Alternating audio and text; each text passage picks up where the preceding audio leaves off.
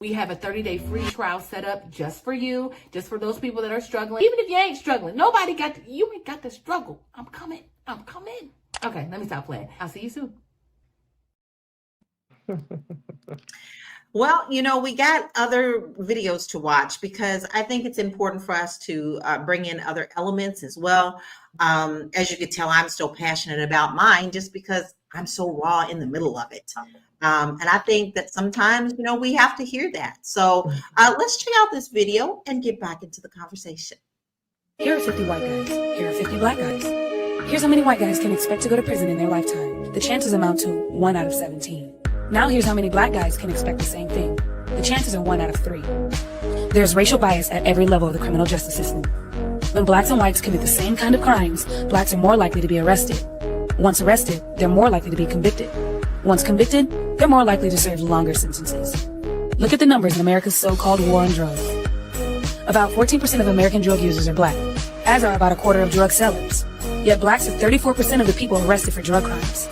And those convicted of drug crimes, 46% are black. By the time we factor in sentencing, there are actually more black drug offenders than white ones in state prison and in federal prison. In the end, the incarceration rate for drug crimes is 10 times higher for blacks than it is for whites. These are the facts. Racial disparity in America's war on drugs is one big reason why 1 out of 3 black men can expect to go to prison in their lifetime. Wow. 1 out of 3. 1 out of 3. That's pretty powerful. That's actually very rattling. Minister Connie, what are your thoughts on that 1 out of 3? It's terrible. And the thing about it, the war on drugs, it's on the black male and female because we're not bringing over these drugs. We don't have planes and boats and submarines. We don't have none of that. So the war on drugs should be on the people that's bringing it in. But what do? They focus on the ones that's out there with a little bit of stuff, selling it to, make their ends meet or whatever they're doing. But it's still poisoning our communities. The thing is that they're not the ones that is bringing it in. The war on drugs should be on the um, white professional people that's bringing it in. I think that's one of the most cases that we always see is what they call the war on drugs.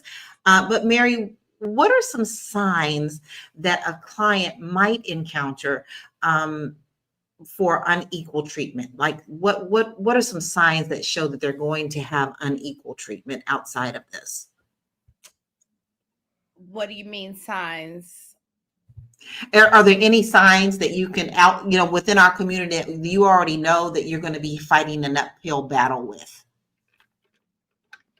You know what? And I'm going to say this respectfully, and I hope it's not offensive to anybody, but as I watched the documentary about Katrina, and, I lived it. I'm in Houston, Texas, so we lived it. And I'm watching the documentary and it's like, it's racism. You hate how they treat Black people.